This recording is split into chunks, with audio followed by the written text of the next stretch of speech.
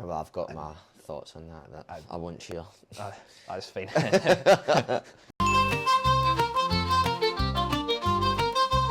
Well, when you think of your Lamine Yamals and maybe your James Wilson, better Scottish player to go for there, we normally talk about where were you at 17, 18, which is quite demoralising as a 20-year-old when you're seeing guys on FIFA and just in general that are younger than you. I think we should flip the script. If you think that's demoralising for you, think how demoralising it is for me then. Because you're double my age. So. Yes. Or you will be in November, so I'll get that right. But Yep. I think we should flip the script and we should ask the older folk, where were you at 39? Because I don't imagine there's a lot of people that were doing quite what you were up to right now at 39. So when you were my age, half your age, remember? Yep. Did you think you'd still be kicking about at this point? No, definitely not. I come through, I left school and went to Morton, and you had experienced players there like Derek Collins, Warren Hawke, and they were probably early 30s, maybe mid 30s at the very latest, and I was in there at 17 thinking very good players, excellent professionals, but they're old guys. And now I'm the old guy. Now it's totally flipped, and probably stood me in good stead being full time with them, seeing the habits, seeing how professional they are, seeing how well they looked after themselves. Like Warren Hawke, hockey's still doing like triathlons, Ironman, so he's still fit and he'll be, I'd imagine, in his 50s or whatever. So I think that stood me in good stead. And then moving on to Queen's Park, you can older players like Paul Harvey, Paul Ronald, who were still playing well into their 30s. So I think maybe I've took it for that. And then as you get older, you appreciate the game more. You definitely start to look after yourself better. We're in a pub today, which is probably pretty ironic. We're in the Newton Arms, by the way. Yeah, my local. It's a great place. Been in here probably too many times, as Charlie as well. But so, Aye, I'm not a football player.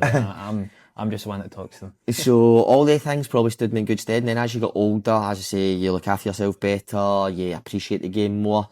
And then my attitude now, and over the last 10 years, is the best it's ever been, and that's what I put it down to, still being able to play the game at this age. But there are managers now that are younger than you. I mean, that must be, that's your variation of my Lamine Yamals, is that you get like Jordan Brown, for example, they're younger than you. I mean, like, it's mental, isn't it? But you're not thinking of being a manager, are you?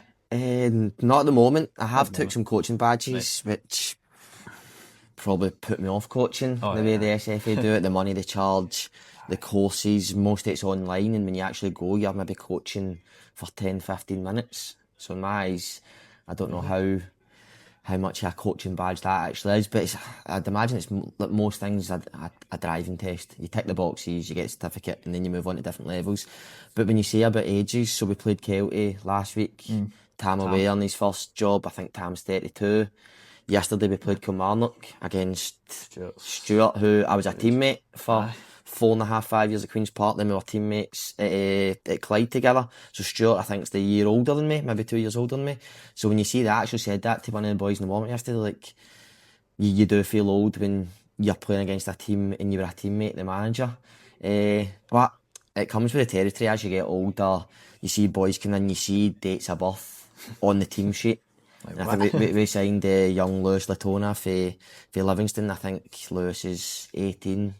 Born to early 2000s, and I'm trying to think what age was I when he was born. And I'd probably played maybe close to 100 games when Lewis was being born. So when you look at that, it does make you feel old at times. But I've got a love of the game, and I want to keep going as long as I can. I suppose though, you're technically a coach, so aren't you yourself? You're a personal trainer. That's your profession. Do you feel actually then that has been big in keeping you going? Because ultimately, you sort of need to be fit to do that, don't you? Yeah, I've been doing that for a few years now, and it's something I really enjoy. And it's for a private gym, so I've got keys. So like I'm up there almost every day. If I've not got clients, I'll do my own stuff. Today's a Sunday. I'll be up there after this doing a recovery session. So people class you as a part-time footballer, but it's no like when I first started, Charlie. Like you would get your as soon as you finish your last game of the season, that was you, party time for 8 weeks, doing nothing over the summer, come back in, and then your pre-season was to get fit. It's not the case anymore. Even the lower leagues of Scotland, boys are fit now, they look after themselves. I think we got about 4 weeks off because we got to the playoffs. So you need your rest, but then you're already thinking, right, I need to start doing stuff. So all that's added in, and it's definitely a different game now. Friendly matches are being played in June. That's what we would say as games gone. I think that's the best term to But I think with the describe it. Premier Sports Cup now, so that starts so early, so you've got competitive games so early, so then you need your pre-season friendlies before that, and then you've obviously got your training before that. To be fair to us, the management gave us an extended break because we had the season progressed the extra 2 weeks. So we got, as I say, it was 4 weeks, but we'd have went back probably one of the latest teams in the country. But you do need the rest, you need to rest, recover. So then I think we only had maybe 3 or 4 training sessions, and then we'll get into the Premier Sports team against a Premier League team full time. So it is difficult. I understand a lot of managers come out and they've got their say on this cup. I quite enjoy it because you're into the games quicker and it's competitive stuff, and I'd rather play than train. But I see the benefits of it and the negatives of it. Don't imagine you enjoyed yesterday too much in the Premier Sports Cup then, did you? No, It's my fault, wasn't it? Yeah, well, you'd obviously set this up for the day after, Yeah, and I did warn you in the text. If we didn't win, then it'd be solely your fault. Yeah, and the thing as well is that, and I kind of left this bit out, and maybe people that have watched a good few will know that I am actually just a cuss for people. Alright, you never told me that. No, I didn't deliberately. I would say I got your old mate Darren Young relegated. He won 1 game in between me interviewing him at the end of the season, and they went down. I suppose you might need to stop this right now. Yeah, Tids was a bad one as well, I suppose, as well. You know, he didn't leave he left Kelty no too long after, and then Dunfermline happened.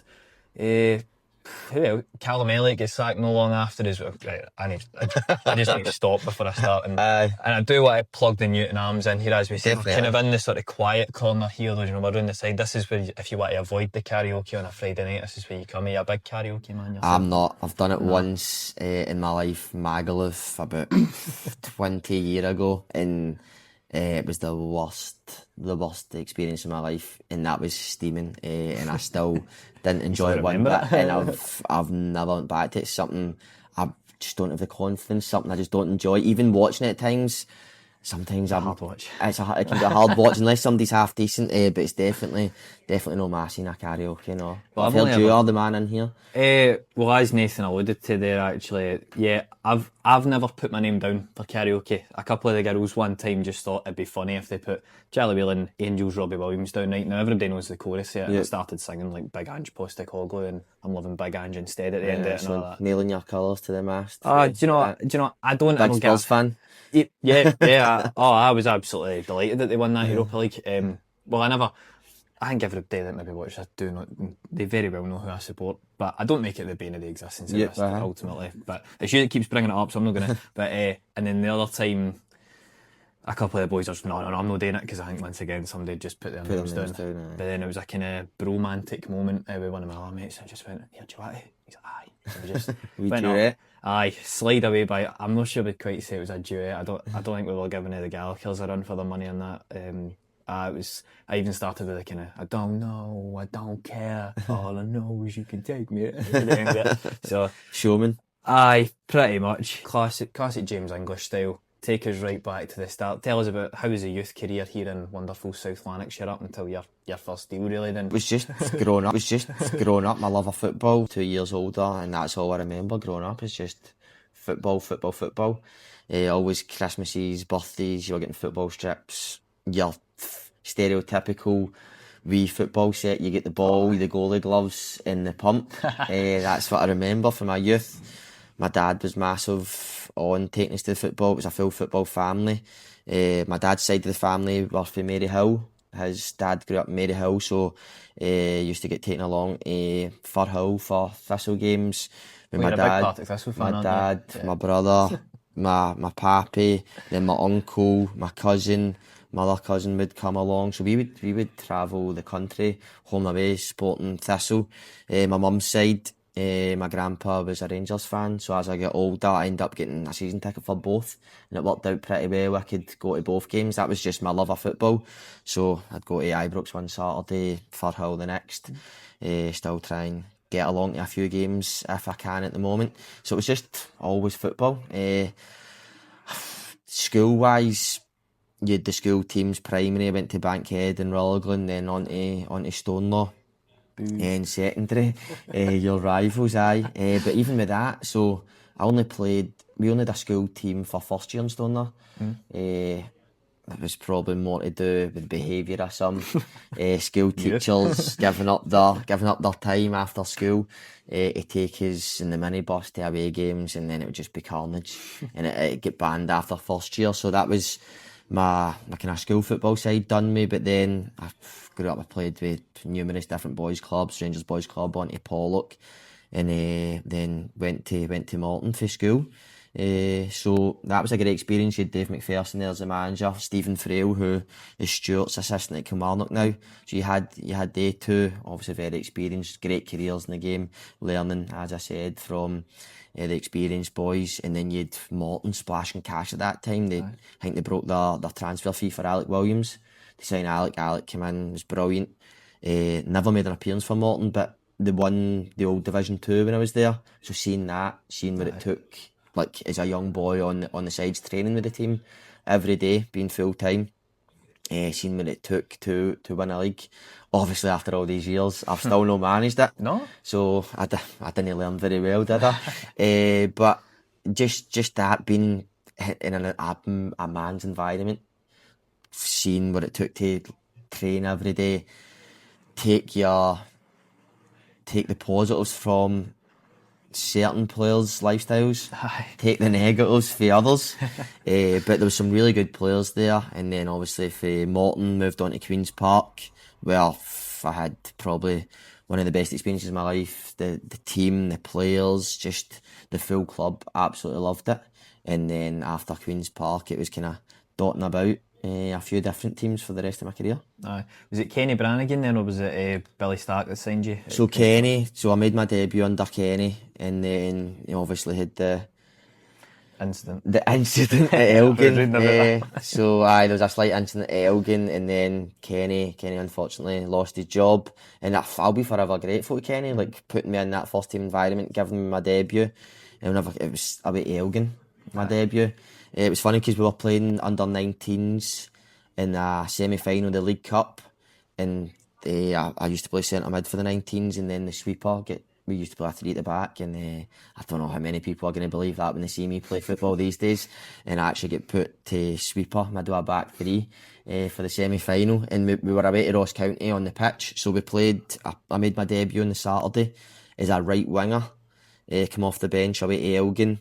And then we played the Sunday League Cup semi-final away to Ross County, and I was playing as a sweeper, and we managed to get the final, and then we ended up winning the League Cup for the 19s against St Mirren. So that was also a brilliant experience, because we were part-time at Queen's Park, obviously playing full-time teams at Ross County, full-time team in the final against St Mirren. So that was a great achievement for us, and then I was able to kick on, and then after Kenny lost his job, Billy came in and just opened my eyes to a totally different world of football.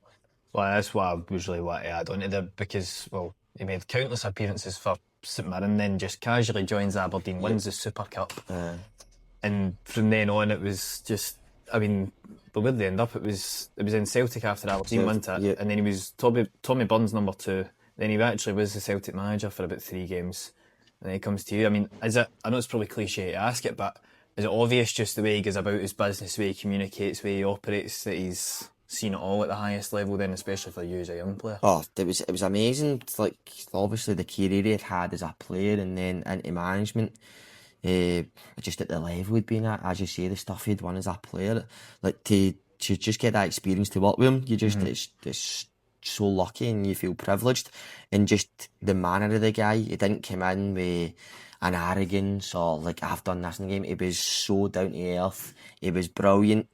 Your biggest worry, even as you get older, when it's like coaches or managers come in and they're only kind of used to the full time scene, with us being part time, he took to that straight away.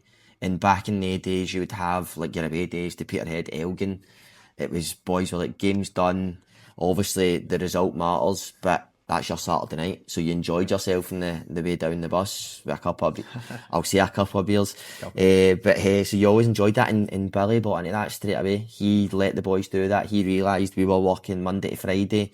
Queen's Park were great. They took you up the Friday night, stayed over, up Saturday, played your game, and then they looked after you really well. So he bought into that, and then you seen the professionalism he brought to the club, the training, the standards, the signings, how he was able to keep that group together for so long. I think that was solely just down to him being there. I think boys back in the time, it's not the day of Queen's Park who, I know they've maybe changed a wee bit now, but at some point they were throwing about stupid money. We were expenses, so I stayed in Rutherglen with my mum and dad at the time, so I was getting £6 a night. It didn't matter if you were the first name in the team sheet or you didn't play, it went in your postcode. Jeez. So some boys would make up that they'd moved to Edinburgh just to get an extra few quid.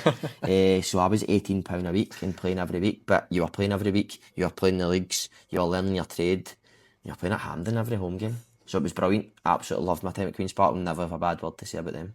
Yeah, well, I was also kind of want to add on to that because I ball boyed for Queen's Park just before they became a professional club, before the money came in. So it's actually kind of hard for me to remember sometimes that there was a time that they were an amateur club. And it's probably now easier that, let's just say towards the end of your career, you're not there yet, that you can look back on having played for a number of clubs now.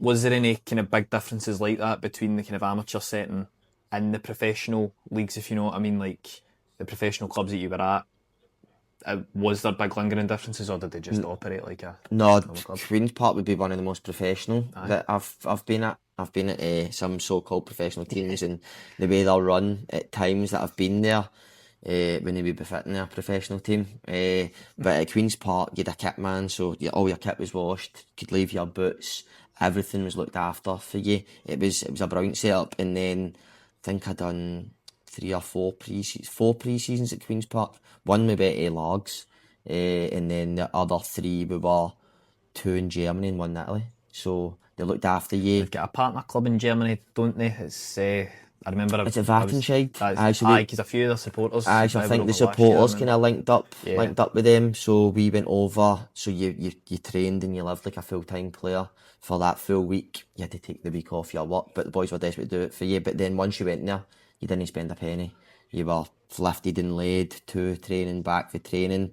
You played your games, you got your night out, whatever, you got spending money for the club. So it was an amateur club in status, but definitely not when you were in the walls yet. When you talk about the run of some of the clubs, I'm going to make a bold assumption you might have been alluding to the next club you moved on to, which wasn't too far away in Clyde, because ultimately over the course of their history, things that have been, let's just say, financially hard for them and homeless as well a lot. You had your contract terminated, didn't you, at the end of that season? Well, did everybody's contract not just get punted at the end of that? We were told, we were kind of pulled into a meeting and said, listen, the club, I think it was actually the Keens that are putting the money into East Kilbride now. Yes. So I think it was them. They were friends with John Brown, who was the manager at the time. They were putting money into the club, and then their main income was the construction side of things, and then there was the big issue with the construction side, lost a lot of money and things, and then so they were obviously had to look after their businesses. I think the money came out of the club, and I'd signed a 2-year deal, so we were basically told you either take, I think it was a month's wage tax free, or else we go into administration, you get nothing. So that was your kind of, they were giving you the answer to the question. So then for there you had to leave. We get relegated that season. Wasn't the most productive season of my career. I'd signed under John Brown. To imagine the way I was asked to play would be totally different from what he'd watched me do at Queen's Park. You even see at the top level, managers and clubs signing players for doing well in a position and a way of playing, and then they sign them. They put them in a different formation or a different position, different style of playing, and then they're like, oh, he's shite, get him out. It's not working. I mean, like, I do feel players need to be in an environment that will suit the player. If it's not going to be, then why sign them? So obviously I didn't enjoy, I don't think many people, players or fans, would have enjoyed that season. You get relegated, you're never really going to enjoy it. But had some good experiences there. Met some great players, great people that I still keep in contact with. And then from there, I moved on to Airdrie. There'll probably be a wee kind of segment in between that? No, just kind of a run of disastrous in my career for the next wee while. Oh, brilliant. That's exactly what I came for. Well, the first one... the Charlie effect. Yep, that's it. The curse is here. Now, as we say, I mean, we've had this plan for a grand total of about 2 days, by the way. Like, it's been very short notice. I decided I was going to have an easy night last night just for this, and of course, as I said, I rinsed Wikipedia on Friday night.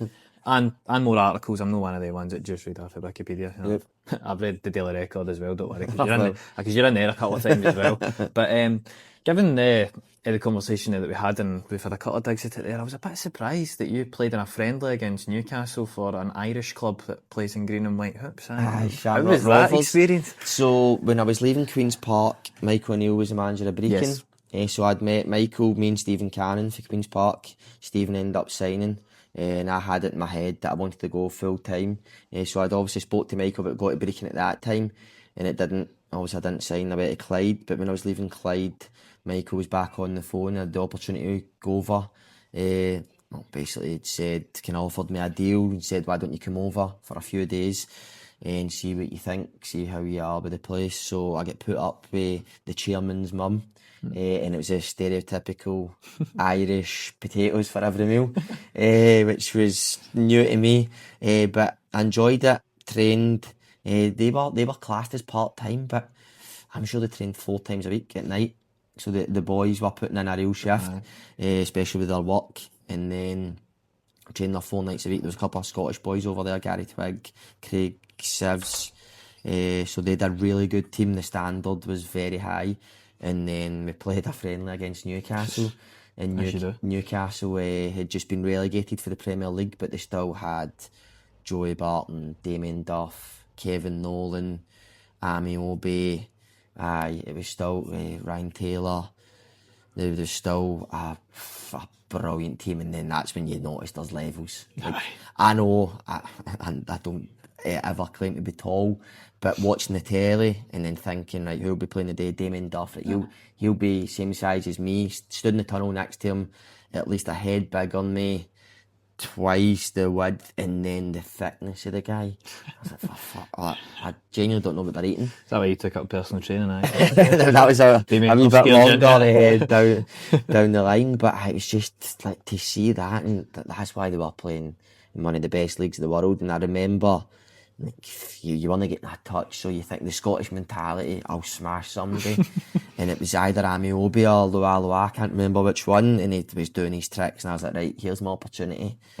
Bang, smashed him, thought I'd broke my leg, and he genuinely just looked at me. I'm on the ground in agony. I see you came out hurt. He's standing above me, looking as if like a fly had landed on him, and I was just like, right, these guys, not only are they better footballers than you, just the way they're built, it's incredible. They're pure athletes, and I think you see that more in the game now, just the athleticism of players, especially at the top level. And so like, when we play players in we're League 1, League 2, even when I've been in the Championship, you see the top end Championship players, the Premier League, it's the athleticism, the speed, everything. They're just, it's like a different game. And then I can only imagine how they're then feeling playing in Europe, playing teams down south. It's international football. It's just, there's definitely levels to the game. Did you know then, because they didn't have the finances to give you a contract, did you know then miss out playing against Real Madrid? Did they not go and play Real Madrid after that or something like that? No, they did. So I'd kind of agreed an 18-month deal, and then went over. Maybe it was for my performance against Newcastle. When I came back, it was then changed to 6 months. If you hadn't tried to smash him, maybe if I was able to smash him, I might have got the 18 months. But then I spoke to Michael, and he was like, it's going to be a kind of 6-month deal. But then I seen that they're a summer league, so that'd have took me through to kind of November time, I'm sure. They finish up their league. And then my thought process was, well, if I don't get a deal after that, then I'll be like late November time. I can't then come back to Scotland play until January. So I didn't want to take that risk of not playing, but they did end up playing. That was all sorted when I was there, so I was desperate. And I'm sure that was Ronaldo's first ever game for Real Madrid. Could be wrong, definitely but in the team for that. I'm sure that was his first ever game, and then they played against Real Madrid. So I'm talking about Newcastle being relegated. I can to the try to Championship. smash one of them. I said Ronaldo, Benzema, Ozil. So that would have been a short a lifetime, but I've got much more regrets in my career than that. Well, you had a wee kind of succession, 3 clubs in 3 years, and you were quite quick in and out of clubs. Yep. And I've spoken to a couple of guys about this before, especially being a part-time player. I can't imagine that's a great thing, because ultimately you've got a life to live outside of football, and it's not your primary income. Is sort of moving on quickly a wee bit of an uncertain time for you, or were you alright doing that, or how was that?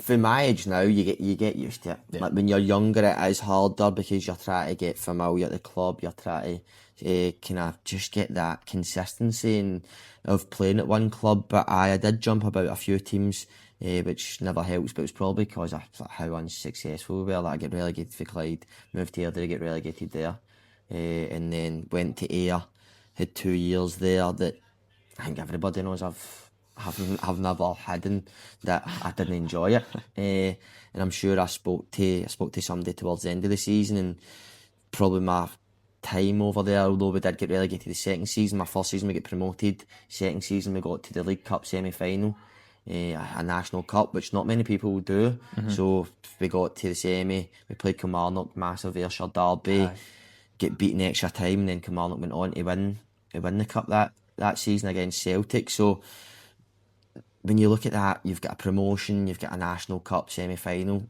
pretty successful, but I just didn't enjoy it. Just a club that didn't take to me, I didn't take to them, and it's one of the things. I'm not the only player that's ever went to a team and not enjoyed it. It's probably just part of the career as well. I mean, surely nobody's had a perfect career in that sense that they've enjoyed it. No, mine's just been far from perfect.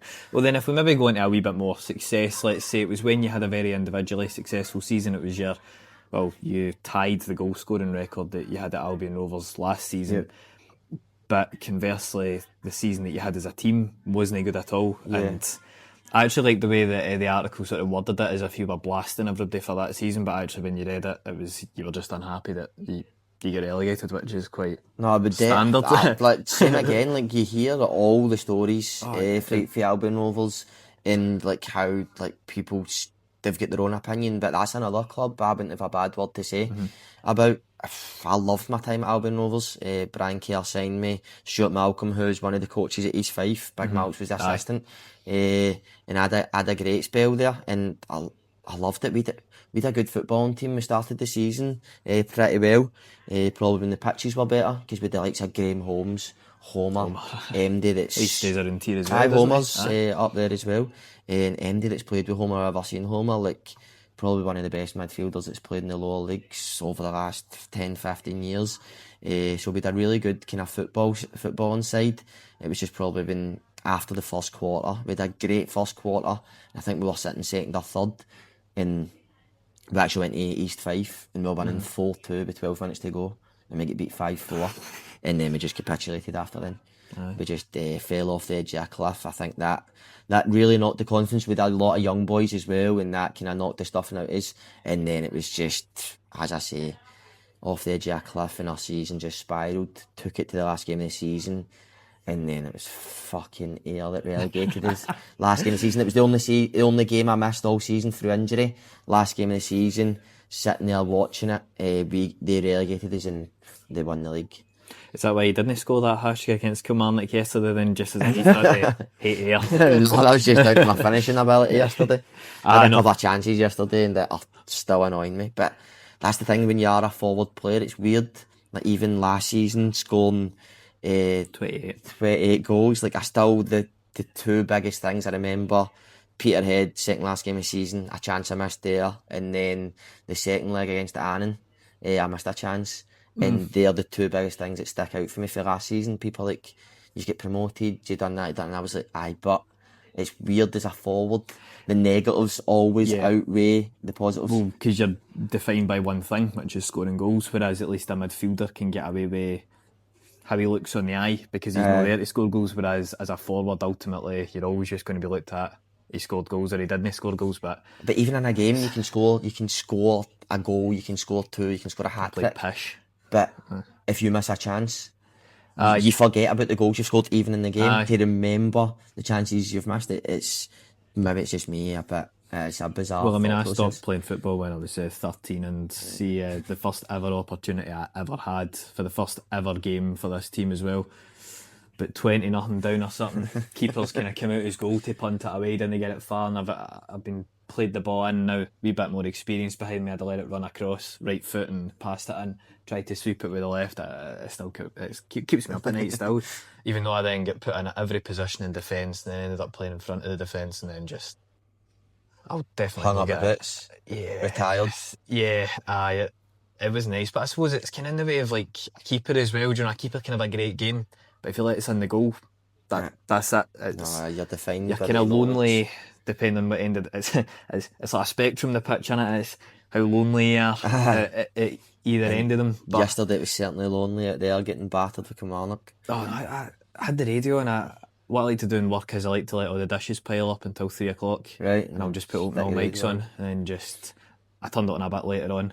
And just going to go around the grounds here. It's Kilmarnock 2 East. I'm like, they just started. Turn it back. Somebody else wanted to do the dishes now. You know? I'm just there, 3, 4. But I know it was tough. Kilmarnock are good, and I think see when you play the Premier League team in the last game, and they knew after the result midweek with Kelty dropping points, they knew they had to win because they'd have been expecting, no disrespect to Kelty, they'd have been expecting Livingston to beat Kelty, so they knew they had to win to get the 3 points to finish top of the group stage and secure it. And they started really well. We started pretty poorly, and you lose 2 early goals, and you think, and I said it in the warm up, the worst thing with stadiums is a scoreboard. Hi, because you need to keep looking up at it. The scoreboard is get the score and the time, and you look up, and it was the time's only went 2 minutes or something like that. And I'm having a touch here. And yesterday, you look up, 15 minutes gone, you're 2-0 down, you're like, this is going to be a long, long day. But we had a couple of chances. I had a couple myself in the second half. Vash had won first half. Kieran Miller had a couple in the second half. So we did have chances. So I think we need to take the positives for that. But obviously the game is well away for us. But then you're going at half time 3-0 down, and you think, right, keep it tight for the first 10-15 second half, see if we can work our way back into it, and you can see, and then you're looking at that scoreboard again, 46 minutes, 4-0 down. Of Campbell's half-time team talk at 3-0 down, is that the... Yeah, well, Dick's suspended. He's got a 5-game ban, so... It's 5, is it? So he gets sent off the first leg, the Annan playoff final. Aye, so he did. So he's missed every game this season so far, and he'll miss Peterhead next week. So it was... man, it's boring, man. You've already been there, do you know that long ago? No, I know we had them last year, but everybody's like, Peterhead, first game of the season. You need to go there twice anyway. So well getting up when the weather should be half decent, the pitch will be good, and you can get it over and done with. So yesterday was hard, but we need to take the positives. Teams could have crumbled. You see some of the results. There was 8s, there was 6s for midweek, and yesterday we were 4-0 down to a Premier League team after 46 minutes. So a lot of teams, I've seen it before, I've been there before, that could easily be 6, 7, 8. We made 2 subs yesterday. They made their 5, and they're bringing on experienced Premier League players, so there's a sheer gulf in class, and I think we need to, as I say, I keep repeating myself, the positives are like we worked our way back into the game, we got chances, and end up we didn't get a 6, 7 or 8. So would you rather then play the big teams in a group first then, do you think? Because then at least I suppose as well your fate might already be sealed, so it might not be as bad, whereas you're kind of going to Killeen thinking there's still the off chance that something could happen here, but it's all, the odds definitely, and you're 2 weeks further down the line, so they're fitter. Yeah, they've played more games, they're getting closer to their season. They're always going to be fitter as well, because Kilmarnock, but then so our league starts a week's time. I think they're the week after the Premier League. They'll be the week after us.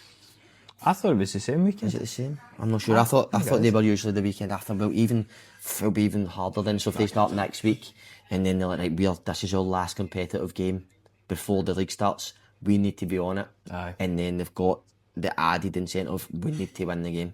So it always makes it harder. We played Livingston in the first game, and we'll probably be a bit closer. And then you see them against Kelty yesterday, 6-0.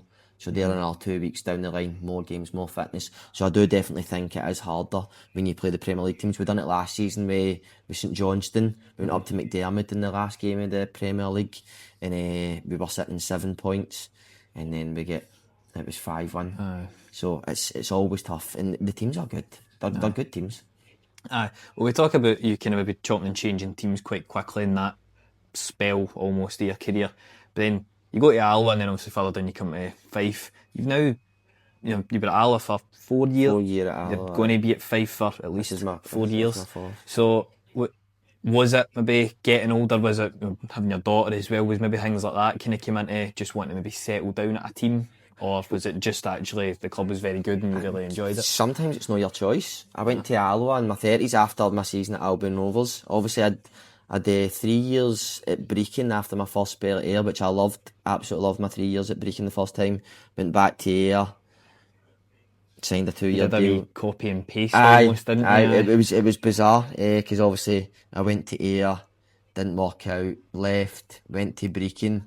I was actually on holiday. It was just me and my wife at the time. We obviously weren't married back then, but we were just sitting in like Darn Dodds for me one night on holiday, and she's like, I can't see a phone. I was like, well, I've got no club, so I need to see who it is. And then I thought Brecon, but we trained in Stirling, trained Falkirk, so it was fine. And I absolutely loved it. Loved my time there. Had done pretty well individually. We got to the playoffs 2 seasons out of the 3, and then I went back to Ayr. Signed a 2-year deal. We got promoted against Stranraer on the Sunday, and I went in and speak to Ian McCall on the Monday, and he's like, what's your thoughts for next season? I was like, I want away. And it was kind of a quick conversation. Then I went back to Brecon, back up there for a year. Sorry, it was Jim Weir that signed me the first time. It was Darren Dodds that signed me the second time. A year there, the less said that about the better, but then that ended up with a promotion. We beat Alloa, funnily enough, in the playoffs, and then I didn't have a lot on. I didn't have any offers at all, and then Brian Kerr approached me with Albion Rovers. Loved it. Had the most prolific season of my career. And then, as we spoke about earlier, finished with a relegation, but I managed to sign for Alloa, and then went there and loved it. And at that age, I had my daughter at the start of the Albion Rovers game, and everybody would be like, oh, you're fucked. No sleep. No sleep. But it kind of seemed to work for me. And then went to Alloa and loved my time there. So I signed at Alloa 31, 32, and you think, I'll retire here. I absolutely loved my spell at Alloa. As you said, I was there for 4 years. My last year was a shambles. I was injured when Barry came in. I had almost every injury you can imagine. Tore my 2 hammies, 2 calves, 2 groins, stomach muscle. I even ended up with a neck spasm that I just any luck I had was bad luck. And then Brian Rice came in after Barry, and I knew it was coming. The age card, one of the highest earners, can he afford to? And I was like, listen, I understand. I know it's football. I'm not going to take it personally. He asked me if I wanted to come in pre-season, prove my fitness, but at my age, I thought, why argue? I'm not coming back to a club that I've been at for 4 years to prove my fitness. So got the call for Stevie Crawford, and that was a big risk and a big gamble for him to take me to East Fife. Listen, I'd maybe 7 or 9 appearances in a full season, 190 minutes. My age, I would have been 34, 35. So for him as a manager, he go to his chairman and go, listen, I want a wage for a guy that's played 190 minutes, 7 or 9 appearances in a full season. I'm going to risk the signing him. And even then, took me a while, probably took me to kind of September, October until I was fully fit that season. And then since then, I've hardly missed a game at East Fife. And 4 years later, I'm still there.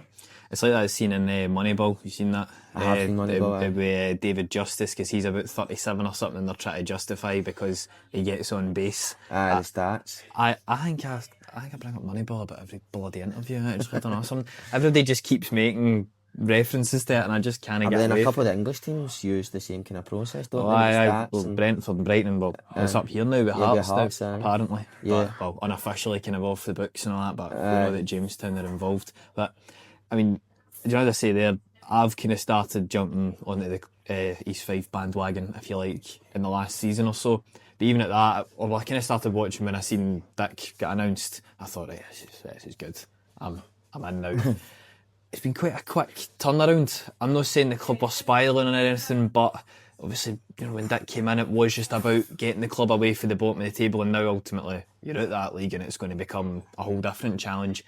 What's the sort of thing behind the scenes that's really changed everything, would you say? Well, my first season there, we got to the playoffs. We got to the playoffs and played Clyde. And they beat us 1-0 at home, and we were much the better team second leg, and it went to extra time. We were down to 10 men, so that kind of killed us then. We were nowhere near ready to get promoted. I'm not saying that we deserved the promotion, but we could have and probably should have put Clyde out, and then you're in the final, you never know what happens. The next season wasn't great. We never even made the playoffs. We were kind of mid-table and kind of looked that way, kind of petered out for us that season. And then we started my third season with Greg, and then things were just kind of up and down, the results wise and stuff. And then there was the change of manager, and Dick and Pink came in. And by that time, for the last year or so, I'd been playing in front of the back four. And Dick came in, the first thing he said to me was, "What the fuck are you doing playing there, son?" And I was like, well, I was asked to play there, so I've been playing there. And he said... You can hear that in his voice. I know that every time I tell that story, it's his voice that plays over my head. And he said, well, I've watched 3 of your games this season and you've done fuck all. And I was like, right, okay, this is a good start. I get my confidence up. And he says, don't worry, things will change. So his first game, we played home to Steny, and I started there. And then at half time, he said to me, "You've done one fucking thing. You went forward once and you set up the goal. Is there any other cunt in here that can play in the middle of the park?" All in Dick's words, I would never speak like that. You just quoted. And then he said, same again. So then after there, I was moved back into my natural position as a number 10. And then I think I scored. And then I think for that last 13 games, I maybe scored 8 or 9 in the 13 games. And then for then, I've played mostly in my favourite position. Are you enjoying that wee sort of duo that you've got up front then with Fash? Like, because ultimately I know you're not an out-and-out striker, maybe in just behind them. Don't call me a striker, please. Sorry. I've had many people that call me a striker. But let's just say 2 forwards up front. Yeah. It's very much not a dying art, but, you know, Dick Campbell's a traditional manager, let's say, and that's obviously what he likes to do with us these days. You know, you get your 4-3-3s and your 3-5-2s, and any other way you can manipulate a team without having a 4-4-2 or whatever. Do you enjoy that though, having somebody there with you, or do you, well, I suppose you're in behind somebody, so actually you sort of have to, don't you? Like, what's your kind of thoughts then on, it's not a particularly modern style, but it still works, if you know what I mean? I absolutely love playing with Fash. He's been everything and more that I thought he would be when he came to the club. He's such a good player. First and foremost, he's a brilliant guy for the changing room. He's a local boy, isn't he? Aye, stays 5 minutes for the stadium. But anybody that's ever met him as a person off the pitch, he's such a lovely guy, so funny. As I say, he's brilliant for the dressing room. But as a player, as a finisher, if anybody's seen his goal midweek against Brora, it's just fast, great feet, finish. You would put your house on him to take any chance. He's such a good player. You still get that bit of pace. He's brilliant there, lovely left foot. So I absolutely love my time playing with Fash. He's unfortunate last year. He dislocated his shoulder. We were there for that one. So you still hear the screams. So you just feel the worst as soon as you're on. So like people, as much as I think, and credit to Peterhead, last year they went and won the league, and the best team always wins the league. We missed Fash. Yeah, for I think 13 weeks. Huge. And we lost out the league by a point. Because there was a huge swing in terms of the points, and it was ultimately because you just couldn't get it done. Like that other person, just to bring the goals are so important. And when you take Fash, if you'd have took Fash or MD at any level, if you take their main striker out of the team, everybody's going to miss them. I don't care what level you're at, from the top to the bottom, if you take your main striker out of the team. And not only goals, he stretches teams with his pace, he runs in behind, which then allows me space there to play and kind of do my thing. So, it's absolutely brilliant with him. And then get back to the manager. Like, I know any new manager coming into a club, usually the first thing is, he's too old. I'll get rid of the old ones, I'll get my old players in. But Dick, to be fair to him, when he first came in, said to me, "Alan, I've tried to sign you before as a player. I know what you can bring as a player. If you do that, I couldn't care less what age you are." And hopefully I've proved him right in my performances. I love the style manager they do. It's just so But that, I just think it's simplicity. Why try and complicate it? So under Dick, I don't know many. So that would have been, say, 9 in the last wee bit. His first spell, 28 last season, and 3 this season. So in just over a year and a half, I've scored 40 plus, and almost 50 goals for him. So I think he's maybe been proved right. Maybe. Some people might disagree, but when you look at that, so he could have quite easily come in and went, no, he's 38, 30, 39 next year, he's got to be 40 this year coming. I'll get rid of him, I'll get somebody in. So you get a contract to see you through to the big 4-0 as well, don't you? Aye, obviously I'm 40 in November. Sorry, I won't bring it up again, you know. No, it doesn't, people keep saying to me, oh, you got to keep playing. Aye, why would I not? I feel good. We've played 4 games in the Premier Sports. Saturday, Tuesday, Saturday. I've played every minute, every game, and I feel good.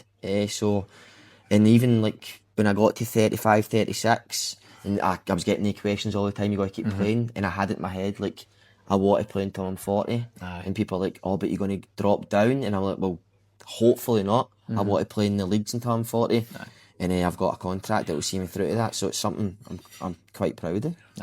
Well, whatever is getting cooked up in there smells quite good, so we'll try and wrap us up here. I like to ask everybody the same question as let's say we come back right here, right in the quiet corner of the Newton Arms. The next season is just about to get underway, and I ask you, have you done a good job since the last time we met? So what does that look like for you then? What's a good job done in a year's time? I think that's a difficult one with teams that get promoted. I think your first thought is to stay in the league. But then you see other teams that went up. Stenhousemuir went up last year and made the playoffs. So you just never know. I think your home form is massive. We had a very good home form last season. Probably I'd imagine the best in the league, or not far off it. I think so. I think. There was the odd couple of game that we slipped up and maybe cost us, but I think we did a very strong home form. I think that's massively important. When you see the teams that are in the league, you've got 4 full-time teams. So and you've got a team that wins the league, and then you've got 3 in the playoffs. So they 4. So that on paper is the league. Yeah, but then you've got established League One teams that will be looking to get in the playoffs. Alloa will want in the playoffs again, and then you've got Montrose, who are always in the league, always kicking about. Do you know what I mean? You've got us coming up, Peterhead, who might fancy their chances. They've been down there for a wee while now. And who with the pressure, but then these teams have got the pressure of being full time. So, and then Hamilton's got their transfer embargo. They've got a really good squad. I don't know how deep the squad goes, so maybe a couple of injuries or whatever. Then they would need to play a lot of young boys. You've got Inverness, who I'm sure will fancy themselves. Cove, who are full time. Queen of the South, as you say, have been lingering there. They'll be desperate to get back to the championship. So you just never know. I think survival, I don't want to be pessimistic, but I think survival, can we get a run and push to the playoffs? Then you never know. I would love a decent run in the Scottish. My record since going to East Fife has been absolutely embarrassing, pathetic in the Scottish Cup since I went. We've not got past, I don't know what round we come in, 2nd, 3rd. Yeah, I'm pretty sure. Didn't get past Christmas or whatever there, did it? Aye, so every time the first game. First year, played Steny, get beat. Second year was Dunbar, get beat 1-0, and then last year was Banks of Dee. So it's been terrible, and it's even for the club, try and get a run, get a bit of money, and a wee run the cups in the Scottish Cup is always good. That KDM thing that they've brought in. Oh yes, the KDM advancement group or something. It's just adding on an extra 6 games. Not needed. I see. I came up with a nice wee version for that because Livingston won it. I reckon they just create something like the new Towns Cup or something like that. You know, let Livingston, East Kilbride, Glenorthis and that all slog it out and just let the real teams get back to playing. I'd see for that, like adding in an extra 6 games to a part-time club. Well, it's not a group stage as well, is it no? It's like I think it's like the Champions League group stage. Oh, it's one big group phase, but you only play kind of 6 games. Right, I'm sure it's like that, Charlie. So to add in 6 games, a man of your age as well. That's going to be more midweek games. Do you know what I mean? To play Saturday, Tuesday, and as I keep saying, part-time teams that carry relatively small squads. It's a big ask. So it's something we'll need to deal with, along with every other team as well. Well, just so we don't let the Charlie Whelan curse go on for any longer, I think, because they said they were open, Nathan there said they were open at 12, but I get told they were 12:30. But I don't know, because I mean, you've got an experience of being there at 12, haven't you? Aye, shut up, dog. I didn't watch the football. I didn't once say I was into drink. I was into watching football. So we'll leave that to your mind to think up whether I was going to have a pint or not. Aye, well, okay. Well, we'll definitely get you in here for a wee Friday night karaoke if you're off on a Saturday one. I'm sure of it. I'll get you in here for one. And if you want to do a wee duet of Angels, actually, absolutely not. You're not getting me up there. Well, Nathan dishes out free pints if he sing the name that he wants and all that. He's like, that's what he said. He was like, sing I'm loving whoever, instead. I'm like, all right. Getting a free pint. Doesn't concern me. I'm about 4 down anyway, and he's like, good. Yes. No, I would rather pay for the round than join you on the stage. Oh, right, okay. Well, that just tells me a lot about your character. Anyway, Trout, it's been an absolute pleasure. It's been lovely just to get back started on this again. I need to get a wee run going for this season, and just to not have to travel all the way to Methil to talk to somebody for just under an hour is brilliant. Because I sit in my granny's for longer than an hour, so I'm not taking a hit of her or anything like that. But that's been brilliant. Thanks very much for your time. Thank you. Enjoyed it. Cheers.